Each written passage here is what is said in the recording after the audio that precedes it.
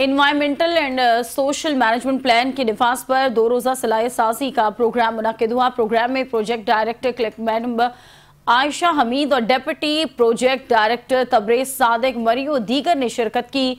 इस मौके पर प्रोजेक्ट डायरेक्टर आयशा हमीद की जानिब से शुरका को मुख्तलिफ उमूर पर ब्रीफिंग दी गई। Deputy director click project Tabrez Sadiq Marri ने शुरका को आगाही देते हुए कहा है कि इस सेशन का मकसद शुरका को माहौलियाती और समाजी निगरानी, रिस्क और असर अंदाज पेशा वाराना सेहत और हिफाजत, स्टेक होल्डर्स की मसरूफियात और मालूमात के इंकशाफात, शिकायत के इजाले के तरीक़ेकार से मुतालिक आगाही देना था।